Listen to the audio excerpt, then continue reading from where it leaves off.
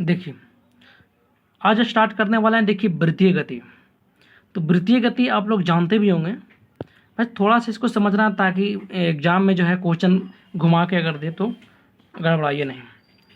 देखिए यहाँ पे वृत्तीय गति क्या है, आप लोग जानते हैं कि जब कोई वस्तु एक वृत्ताकार मार्ग पर चलती है, ठीक है, जब कोई वस्तु वृत्ताकार मार्ग पर चलती है तो उसे क्या बोलते हैं, उसे वृत्तीय गति कहा जाता है। जब कोई वस्तु किसी भी वृत्ताकार मार्ग पर चलती है तो उसको क्या बोलते हैं, वृत्तीय गति। इसमें देखिए दो चीज़ याद रखिएगा, ठीक है। इसमें क्या करता है कि जब कोई वस्तु वृत्तीय गति पर चल रही है, जिस वेग से चल रही है, वो क्या होता है कि हर बिंदु पर चेंज होता है। वो हर बिंदु पर क्या होता है, वो हर बिंदु पर मुड़ने का काम करता है। हर बिंदु पर वो चेंज होता है, उस वेग में क्या होता है, परिवर्तन होता है, मतलब चेंज होते रहता है, ठीक है। तो यहाँ से पूछा जाता है एक सवाल कि एक समान वेग में अचर कौन होता है। तो एक समान वेग पूछेगा तो एक समान वेग में अचर कौन होगा, चाल, दूरी, विस्थापन, इस तरह से पूछा जाएगा, त्वरण। तो एक समान वेग में अचर जो है चाल होती है। क्या होती है, चाल होती है। बहुत इंपॉर्टेंट ये है और ये पूछा भी गया है, ठीक है।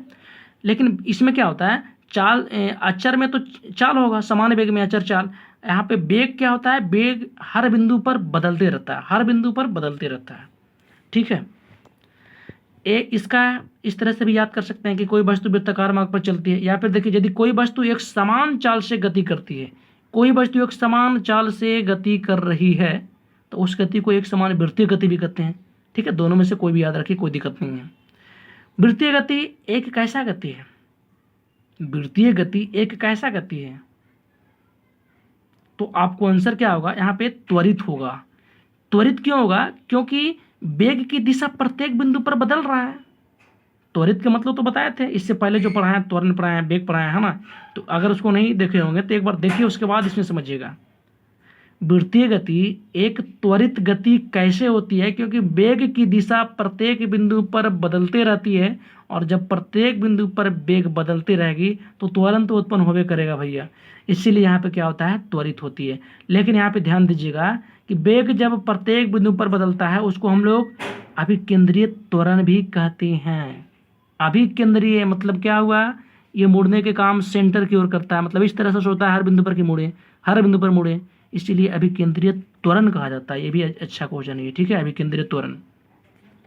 तो हमें लगता है आप इसको बढ़िया से समझ गए होंगे, कोई दिक्कत इसमें नहीं है, ठीक है। जब वृत्तीय गति में परिमाण बदलता है तब उसको क्या कहा जाता है, परिमाण मतलब समझ रहे हैं। देखिए ये मान लीजिए 5 मीटर प्रति सेकंड की रफ्तार से चल रहा था, तो अबरी 10 हो गया, तो अबरी 15 हो गया, ये तो परिमाण है, इसी को बोलते हैं परिमाण।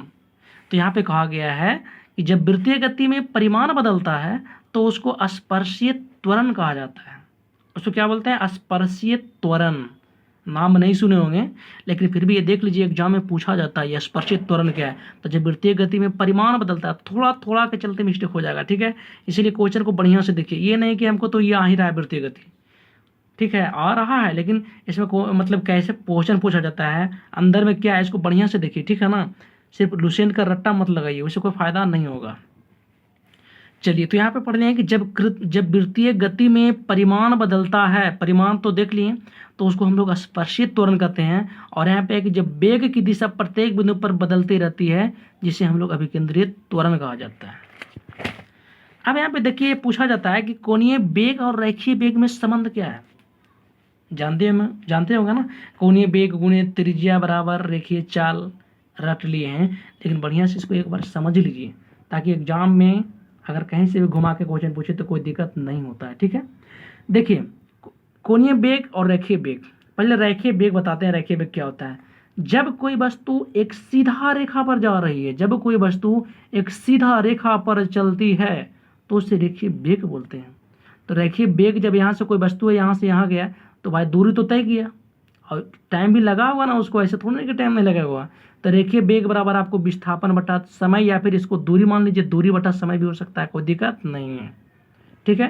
तो रेखीय वेग बराबर क्या होगा, रेखीय चाल रहेगा तो दूरी हो जाएगा, वेग रहेगा तो विस्थापन हो जाएगा, कोई दिक्कत नहीं है। यहाँ पे देखिए रेखीय वेग से रेखीय वेग को भी से डिनोट करते हैं और विस्थापन लेते हैं या दूरी को तो एस, तो भी बराबर इसको लिख सकते हैं SYT। यहाँ तक तो कोई दिक्कत नहीं हुआ होगा, क्योंकि भी बराबर SYT लिख सकते हैं। एस यहाँ पे विस्थापन या दूरी का काम करेगा, भी आपको वेग जान रहे हैं। यहाँ पे देखिएगा रेखीय वेग तो समझ गए, कोणीय वेग हम समझाना चाह रहे हैं। तो कोणीय वेग क्या है, कोणीय वेग होता क्या है, देखिए कोणीय वेग क्या होता है, एक वृत्त है, यहाँ पे आपको केंद्र होता है, ये त्रिज्या हो गया, कोई वस्तु यहाँ से गतिशील कर रहा है और यहाँ जाकर के रुक गया, भाई यहाँ से गतिशील कर रहा है, यहाँ जाकर रुक गया, तो यहाँ ये तो त्रिज्या है, तो यहाँ से यहाँ की दूरी इसको थीटा से भी मापते हैं ना, क्या करते हैं इसको थीटा से मापते हैं कि नहीं। देखिए तो यही दूरी को ना यहाँ पे थीटा लिखे हैं, कोई दिक्कत है नहीं है। कोण इसी को बोलते हैं, कोण या थीटा, यानी आपको चाप के काम कर रहा है, याद रखिएगा। अब इस पर आएंगे यहाँ पे, ठीक है, ध्यान दीजिएगा, अभी थोड़ा सा रुकिए। तो यहाँ पे कोणीय वेग क्या हो गया कि यहाँ से यहाँ जो जाने में आपको लगा होगा विस्थापन, जो दूरी को विस्थापन कहते हैं, ठीक है, यानी कि कोणीय विस्थापन में परिवर्तन की दर को कोणीय वेग कहा जाता है। जो कोणीय विस्थापन हुआ यहाँ से यहाँ, और उसी परिवर्तन की दर को कोणीय वेग कहा जाता है। विस्थापन है तो इसको एस भी लिख सकते हैं, एस से डिनोट भी करते हैं। अच्छा, इसमें टाइम भी लगा होगा, अभी रुक जाइए, अभी यहाँ तक समझिए, अब इधर आते हैं। तो देखिए कोणीय वेग तो समझ गए कि कोणीय, जो यहाँ कोई वस्तु था यहाँ से यहाँ गया, जो आपको कोण बनाया, बस कोणीय वेग हो गया, सिंपल सी बात है। अब यही समझिए, कोणीय वेग बराबर क्या हो जाएगा, कितना कोण बनाया यहाँ पे थीटा, तो थीटा जो समय लगा आपको, यानी थीटा बाय टी हो गया। अब थीटा बाय टी हो गया तो इसको कोणीय वेग को ओमेगा से स्विच करते हैं, डब्ल्यू नहीं, इसको ओमेगा समझिएगा। तो ओमेगा बराबर क्या हो गया, theta by T, theta by T हुआ ना। चलिए देखो, कोण को हम लोग मापते हैं रेडियन में, याद रखिएगा, कोण का जो मापते हैं रेडियन में मापा जाता है। यहाँ पे देखिए ओमेगा का ऐसे मात्रक निकाल रहे हैं, चूंकि ओमेगा का ऐसे मात्रक थीटा बाई टी, तो थीटा को कोण बोलते हैं और कोण को रेडियन मापते हैं, तो रेडियन पर सेकंड हो जाएगा। तो ओमेगा का ऐसे मात्रक रेडियन पर सेकंड या फिर रेडियन सेकंड इनवर्स 1, ये ऊपर चल गया, कोई दिक्कत नहीं है। अब यहाँ पे आगे देखिए, हम अभी जो हम लोग का क्या था कि कोणीय वेग और रेखीय वेग में संबंध क्या है, अभी इसको थोड़ा सा समझा रहे हैं, समझिएगा, देखिए कैसे होता है, ठीक है। यहाँ तक समझ गए ओमेगा बराबर थीटा बाई टी कैसे आया, कैसे इसका कोण बना, ठीक है। अब यहाँ पे देखिए, ये तो ऐसा ही मात्रक था, यहाँ पे देखिए ओमेगा बराबर थीटा बाई टी हो गया। अब थीटा बाई टी तो यहाँ से यहाँ जब गया वस्तु तो थीटा ही बनाया, चलो मान लेते हैं। अच्छा, थीटा ही बनाया तो थीटा बनाया तो एस भी तो यहाँ पे बनाया, यहाँ से यहाँ दूरी भी तो गया, यहाँ से यहाँ तो समय लगा, तो कह सकते हैं कि कोण बराबर यहाँ पे विस्थापन हो जाएगा कि नहीं इसके अपेक्षा में, क्योंकि यहाँ से यहाँ जब कोण बनाया तो यहाँ से यहाँ दूरी भी तो तय करेगा। तो यहाँ पे क्या करेंगे कि यहाँ पे कोणीय विस्थापन भी लिख सकते हैं ना। कोणीय विस्थापन क्यों लिखें, क्योंकि जितना ही कोण बनाया यहाँ से यहाँ जाने में, तो यहाँ से यहाँ जो विस्थापन भी तो तय किया, यानी कोण के बराबर विस्थापन हो जाएगा, होगा कि नहीं होगा। तो वहीं पे यहाँ पे लिखे हैं कि ओमेगा बराबर थीटा बाई टी, और थीटा को कोणीय विस्थापन और जो समय लगा हो। अब कोणीय विस्थापन को कोण भी लिखिए, कोई दिक्कत नहीं है, थीटा कोण कोणीय विस्थापन, तो कोण बाई टी हो जाएगा।